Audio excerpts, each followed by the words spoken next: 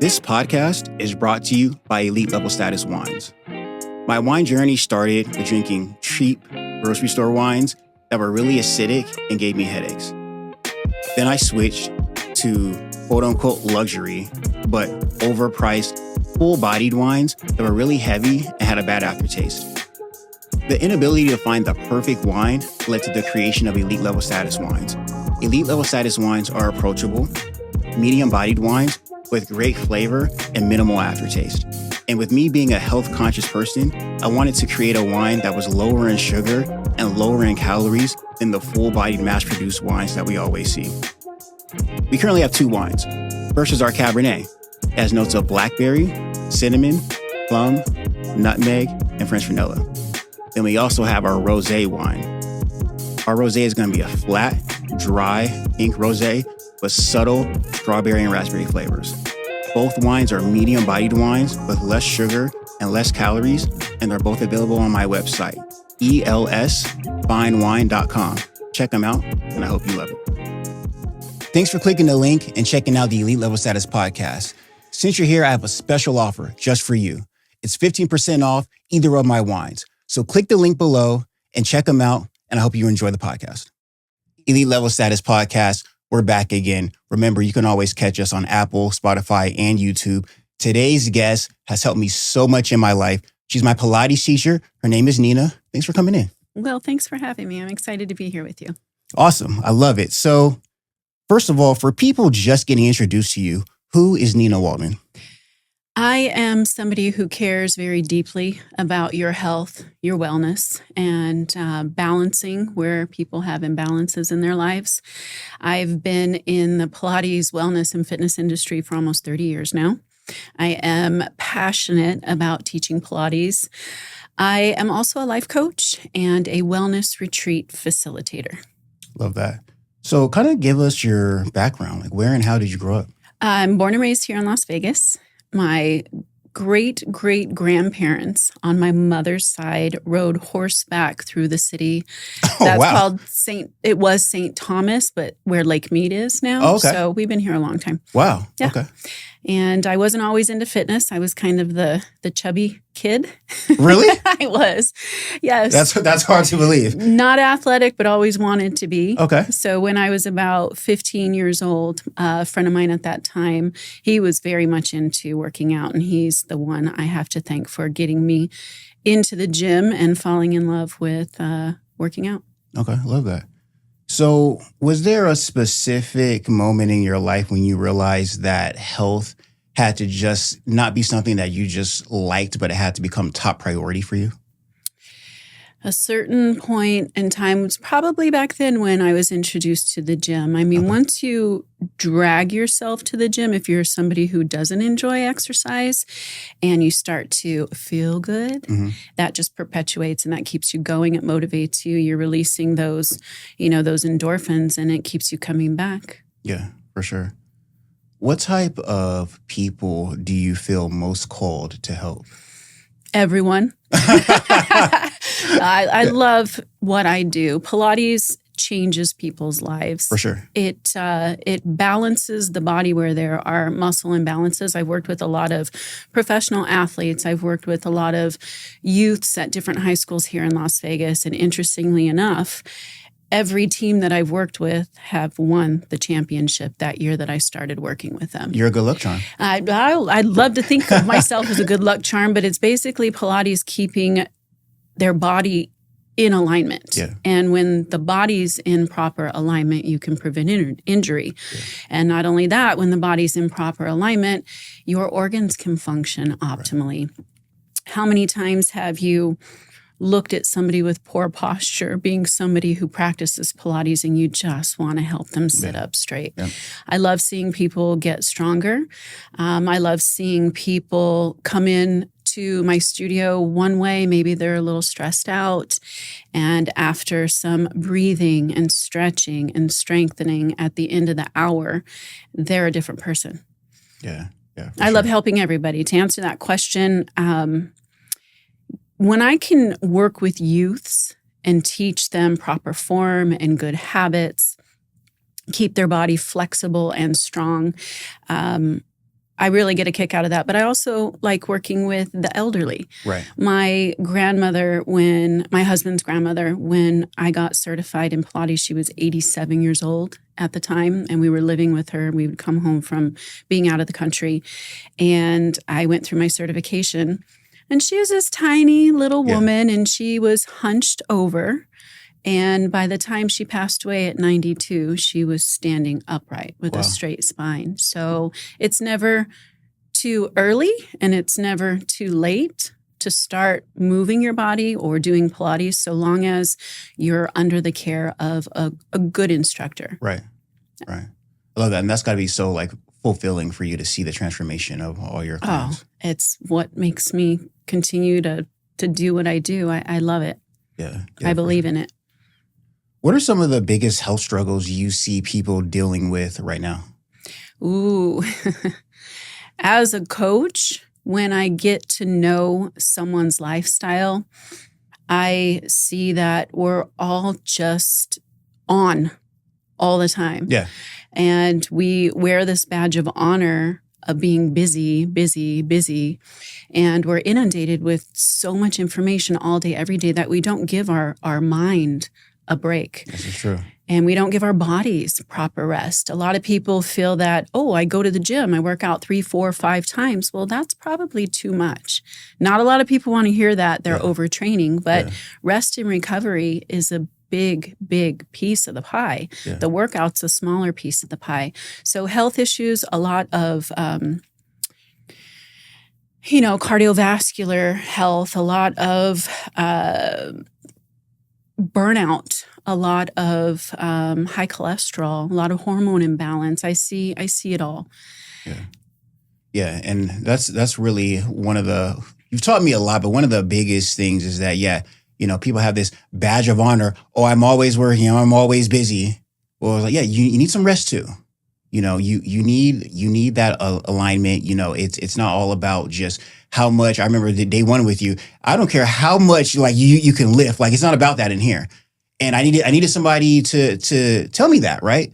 But it's all about, it has to come from someone that you respect. And I feel like everybody respects you. So they're willing to like listen and take your advice. And I think that's what makes you a great teacher. Well, back to, Pilates studios. I've been doing this for almost 30 years. Pilates was not popular when I first got certified. And now there's a studio on every corner. Yes. And there are a lot of write-ups about reckless instruction. Proper Pilates is like physiotherapy. People find it when they've already sustained an injury. Yep. Pilates is not the same as the gym. You still need to balance the body both ways, working from the inside out, and in the gym, working from the outside in. I'll get an athlete or a marathon runner. They're so used to high impact, and they're so used to, shortening and compressing. Yeah. You have to encourage them to do the exact opposite of what they're doing. And sometimes they don't want to. Right. Get a bodybuilder in there. He's used to throwing around heavy weight, load. You have to have balance. You have to counter with something a little bit more passive if you're doing an aggressive type workout. If people are so external and focused on their body, let's get them to go inside and work from the inside out, balance the top, bottom. Yeah. A lot of people spend so much time outside of themselves that I really enjoy helping people go inside, quiet the mind, because our minds are just busy. Yeah, for sure. What daily habits make the biggest difference in someone's health, but also their mood? Oh, that's a great question. Okay. When I wake up every single morning, before I get out of bed, I thank God for blessing me with another day. Love that. To live, to teach, blessing my family, blessing my friends. I go through it all. And then I list 5 things, and they change every single day. Some people have a hard time listing 5 things that they're thankful for or grateful for. So I have my gratitude list. Okay. Then I drink a tall glass of water. Those 3 things people don't think make a big difference. But I have people who are, high performers, executives, doctors, attorneys. They wake up and oftentimes they just feel pressure immediately. So you can set the tone for your day just by listing one thing that you're grateful for. Right. Because then you're setting that tone to be positive for the day. And then we can go into nutrition. Mm-hmm. If you're not eating breakfast, people, you need to eat something. Really? Okay. You need to eat something in the morning. I always give this visual. Remember when you were a kid and you had the pinwheel on a stick and you'd blow in it and it'd spin around? Yep. That's your metabolism. That's the wheel.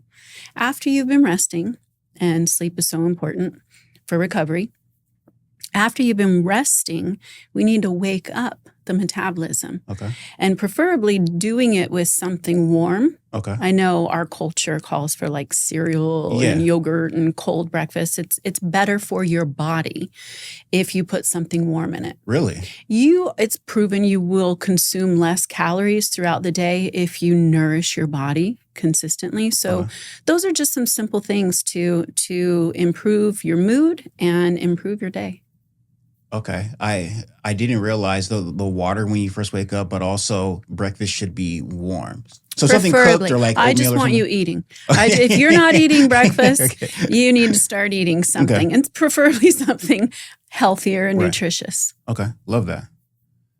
What is one simple change people can make immediately to make themselves feel better? Deep breaths. Okay. Your breath is your number one tool. And scientists have shared that the average human being takes 20,000 to 25,000 breaths a day. Wow. When you work with me, I want you at 30,000. Okay. So a deep breath can invigorate you because you're oxygenating your blood cells. So if you're tired, take some deep breaths. Yeah. If you're stressed out, you're feeling like you're anxious, nerves, anxiety, whatever it is, stop, pause, and just take 5 seconds to inhale, 5 seconds to exhale. Do it 3 to 5 times. You will feel better immediately. And I love that because it's so simple. It's like, hey, just breathe, people. It doesn't cost us anything. Yeah. It's there. You can do it anytime. It's your number one tool to help relax you and invigorate you. Yeah, but it's something we all need to be mindful of. Yes. It goes back to what you said earlier. People are just so overstimulated, busy all the time. Just take a couple seconds to breathe. I love the gym. I'm a gym rat. But when I get in the studio and I see people lie down on the reformer and I get them to connect their mind and body, it's so rewarding for them because that might be the 1 hour in your entire day, in their day where they're focused on themselves. Right. They're there. It can't, you go to the gym and let's say I'm lifting heavy or I'm doing cardio. I've got my earpods in, I'm jamming. I need that music to motivate me. But again, I'm outside of myself. Right. When you're doing Pilates or breath work or meditation or yoga, you have to connect your mind and body. You can't cheat. So it's very fulfilling and therapeutic and cerebral. Right. I love that. Do you believe the body holds on to emotional pain? And if so, how does emotional pain show up physically? Yes, I know that it holds on to emotions. Your body keeps score. And suppressed emotion doesn't disappear. Okay. And it does manifest into illnesses and disease, rage, depression, right, breakdown, chronic inflammation, sleeplessness, hormone imbalance. Yes, 1,000%. What are the best ways to heal emotional pain? That's a really good one. There's a lot of things that people can do.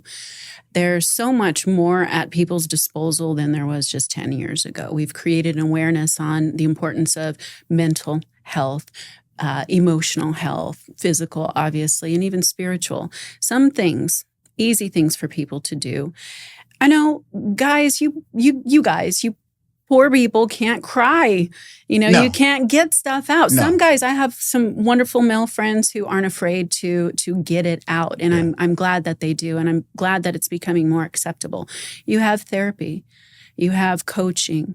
You have breath work is an amazing tool. You have journaling. Write it down. If you have a hard time talking about it, journal every day. Get it out because all of that stuff stays inside and it's poison. Yeah. Go on a retreat. Yeah. Just talk to somebody. There's so many ways to get emotional baggage out. Otherwise, you hold that in. It's just a matter of time before it shows up and it really affects you adversely. Right. And I feel like the gratitude in the morning would help with that as well. Like finding 5 things that you're thankful for. I feel like that could also help your emotional. Positivity begets positivity. Negativity begets negativity. Exactly. Okay. So now I want to shift to some relationship questions now. You have been married for 29 years. You have what a lot of people are trying to get to. So this first question, as someone that's been married 29 years, what traits should people prioritize in a partner because they best translate to a long, successful relationship? Do you know how difficult that question is?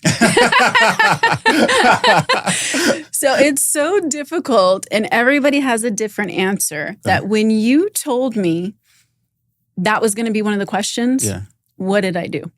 I polled my friends. Really? And my clients. Okay. And I want to give you some answers. Well, you did research just for this show. I appreciate you. Wow. Okay. Now I'm dying to hear the results. Okay. I mean, think about it. What's important to you? I want respect. That's a big one. I want someone that is rooting for me and cheering for me and wants to see me win. I want someone that believes in what I'm building and wants to be a part of my life. And I'm going to be honest, I want someone very attractive. But I think that in order to get a woman that's going to give me all those things, I have to be a man that's worth giving all that to. Oh, yes. And I feel like that's why, I strive daily to be the best, to check every box that I can, emotionally, physically, financially. I try to check every single box because I know this dream woman that I want, she's going to have a lot of other men that want her too. So I got to get her to pick me and not want to go with those other guys. And I think that is something that definitely motivates me. But yeah, that's what. But I'm a single guy. I don't know what it takes to have a prolonged relationship, especially something in 29 years.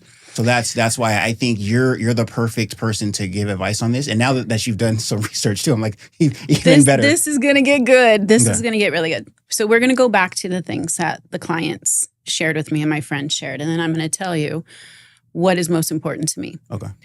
I want to start by saying that I didn't believe in marriage. You didn't? I did not. Wow. Okay. Because a lot of modern day, like a lot of women like that I know in my circle, I feel like are starting to go down that path too. My husband didn't believe in marriage. Wow. We're from divorced families. Okay. And I love what you said. I didn't believe in marriage, not because I come from a divorced family, but because I believed in my mind that I couldn't meet someone but better. Okay. I have an intense work ethic. Yeah. I am intelligent. Everything that I bring to the table, I knew what I was bringing to the table. I wasn't looking to fill a void thinking that if I find the perfect person, I'm going to be happy. I think that's a mistake a lot of people are making these days. Your happiness is your responsibility. I love that. Yeah. It is not your partner's responsibility. Yeah. We put so much more pressure on our partners these days than ever before. That expression, it takes a village. You want so many people loving your kid, right? Well, it takes a village when it comes to a marriage going in the right direction as well. Surround yourself with quality people. Okay. You know what you bring will. Yeah. So you will find your equal because you won't settle for less. So going back to, let me stay on this too. What are some reasons, I'm interviewing you now. What are some reasons you hear people want to get married? Can I split this into reasons why I hear women want to get married versus why men want to get married? It's your show, Will. Okay. I think that women want to get married for one. They've been sold this fairy tale since they were little about, okay, you're going to get married, you're a princess, knight in shining armor, beautiful house, white picket fence, and all that. Mm-hmm. And I think that for some women, it's like a badge of honor to get married and have that family, especially as it gets harder and harder to find a good partner.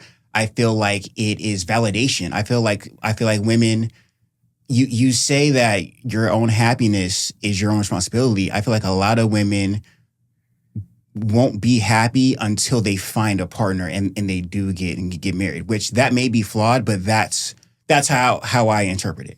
From a man's point of view, what men want is family. You want a wife. You want kids, but you want respect in your own home too. You don't want to come home. You've been grinding all day at work. You don't want to come home and be disrespected by your wife, disrespected by your kids. You want to come home and be the king within your house, but your kids look up to you, want to be just like you. Your wife adores you and respects you and supports you. I think that most men truly want that. A lot of guys have to act tough. And especially when they maybe they've been hurt, maybe finding a woman that they can trust is difficult. But I think deep down, I feel like most men don't really want to be like, players and all that. But I think you resort to that. You get hurt once or twice, or you hear these horror stories on social media or whatever, or you see like what happens to like, some celebrities, and you're like, okay, well, I don't want that to happen to me. So I'm going to go the other way. But I think like both sides want a strong family. Ideally, it's just getting harder and harder, and social media and all that doesn't help. That's limited thinking. Yeah, true.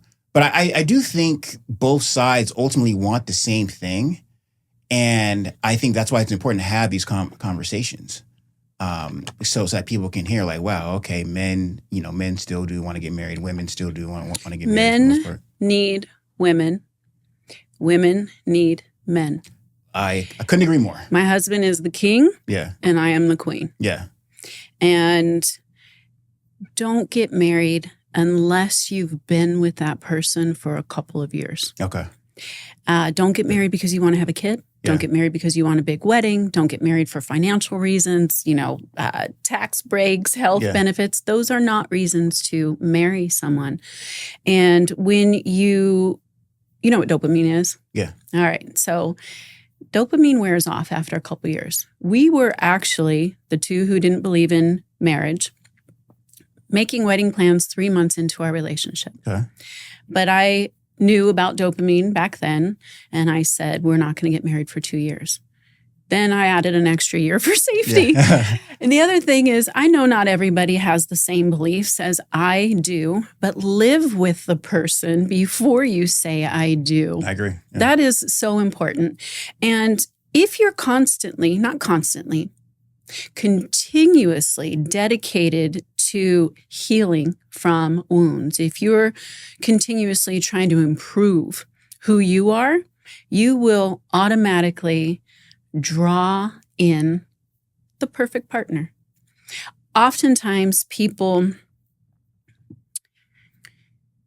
how do I say this? Oftentimes people get in a situation where they're dating somebody and they get stuck.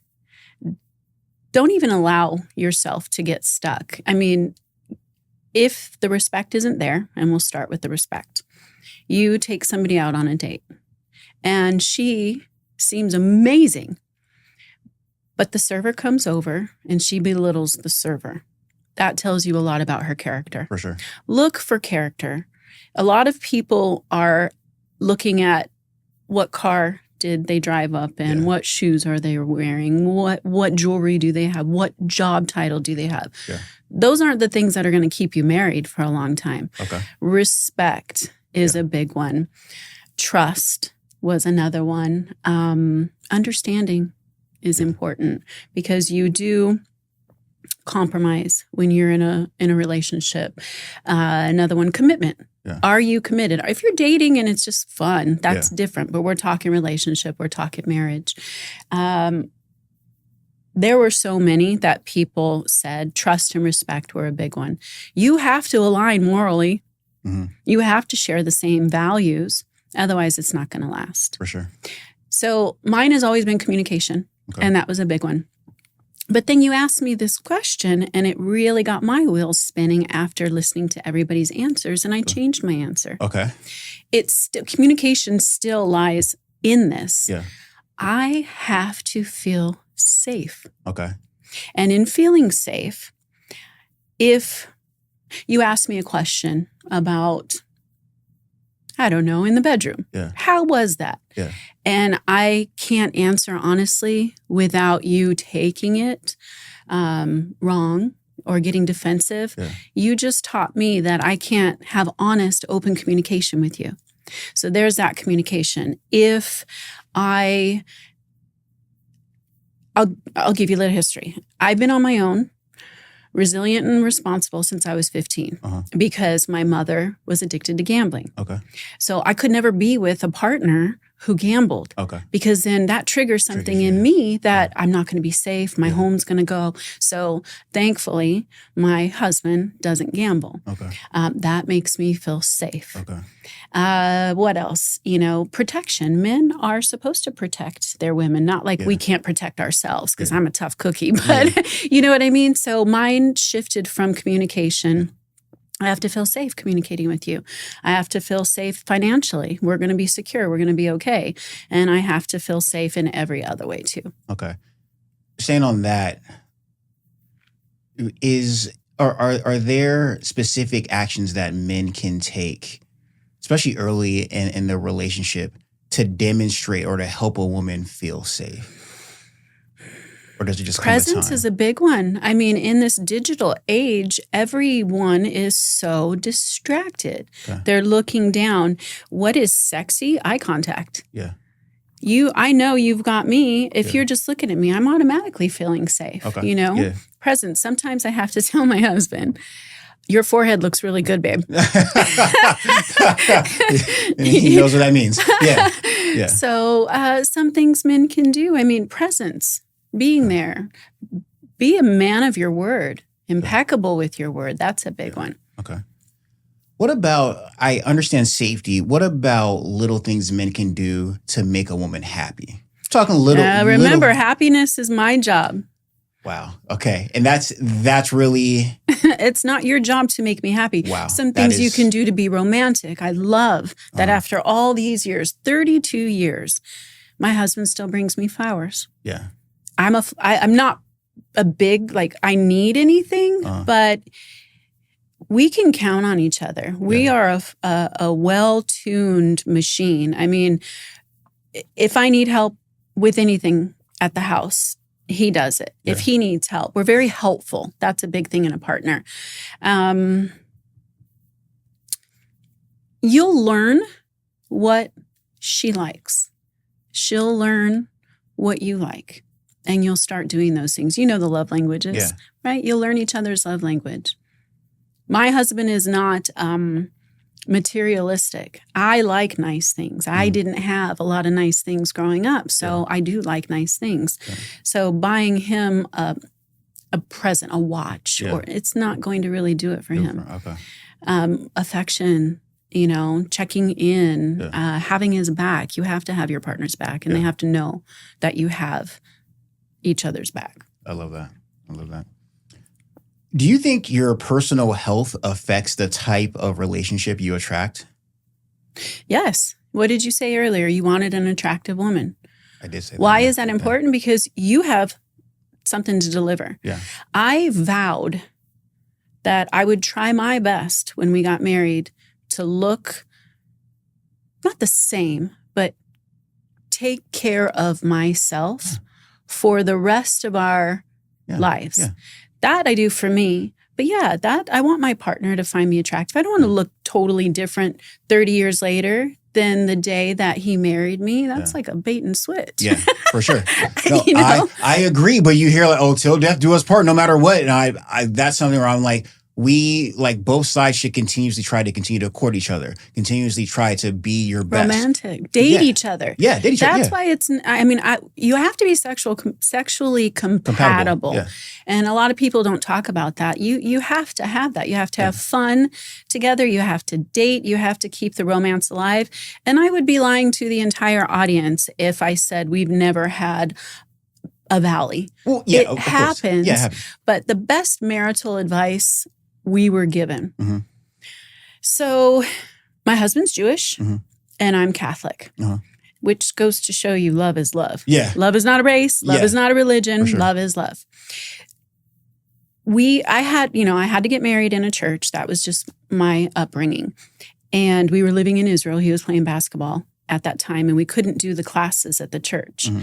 So we had to drive from Jerusalem to Tel Aviv 45 minutes once a week for 10 weeks and meet with this ordained rabbi. And we went through all these questions, and, that type of stuff before you say I do is very helpful. Yeah. You have to talk about all kinds of things, and you should. We were done with our 10th session, and he was basically saying goodbye to us. You did great. Congratulations, you're getting married. And I said, well, let me ask you, what's the best advice that you can give us? You've been married for 25 years. Mm-hmm. And he said, nobody's ever asked me that. I said, well, think about it.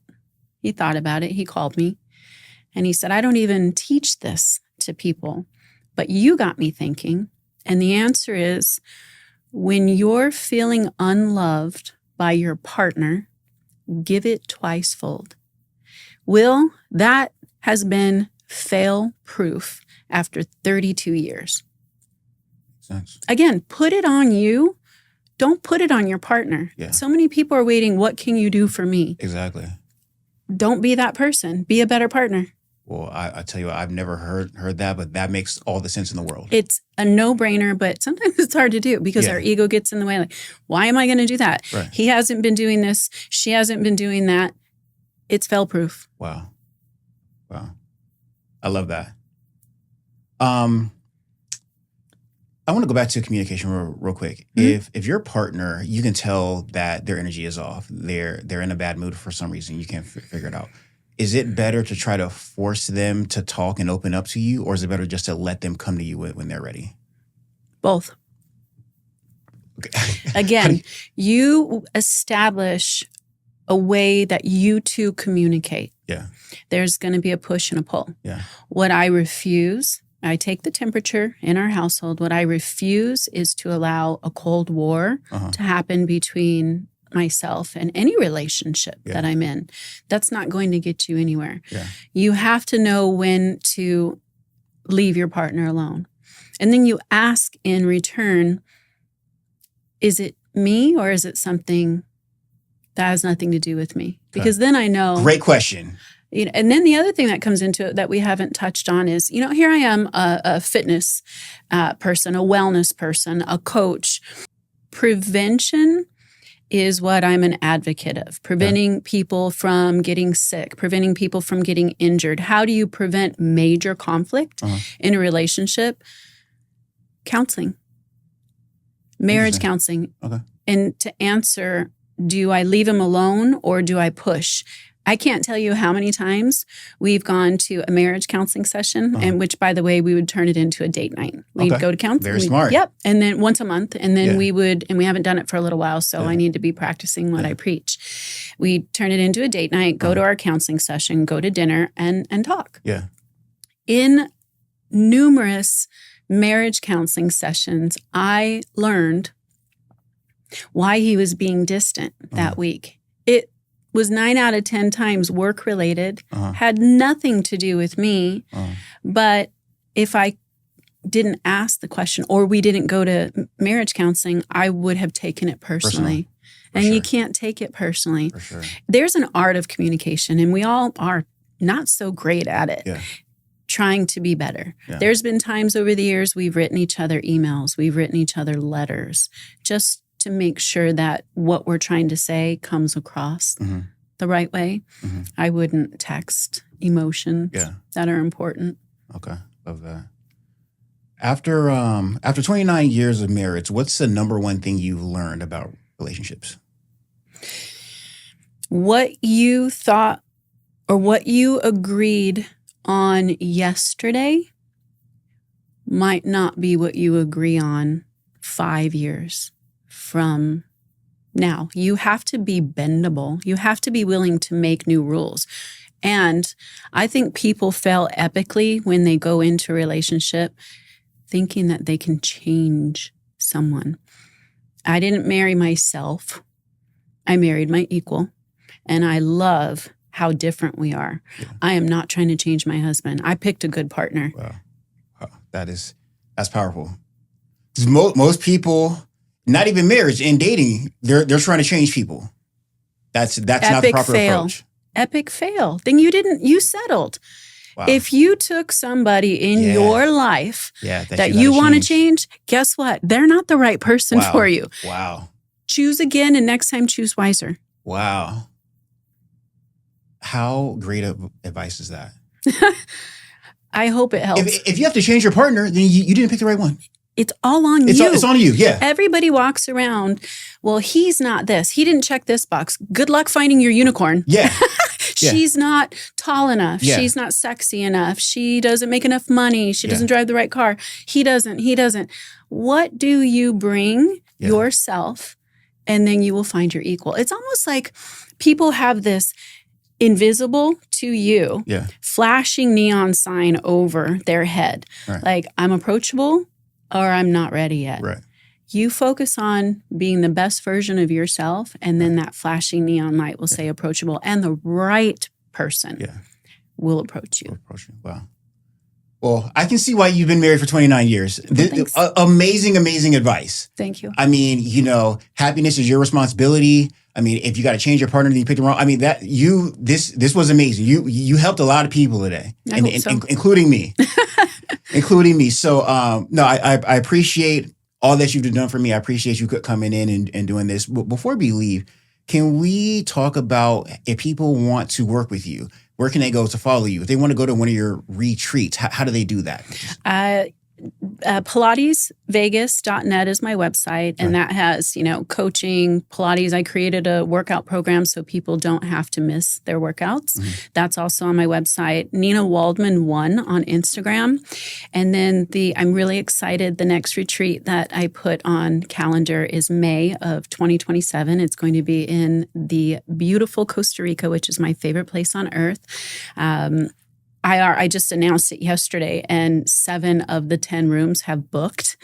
Wow. So if a retreat is calling you, call me. Okay. But I would love to work with you. Coaching, Pilates, meditation, all of it. Everything to help you live a healthier and happier life.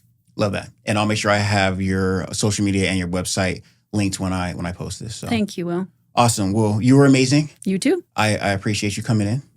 Thank you so much for having me. Oh, yeah, for sure. For sure. Elite Level Status Podcast. I'm your host, Will Scott, and we'll see you guys next time.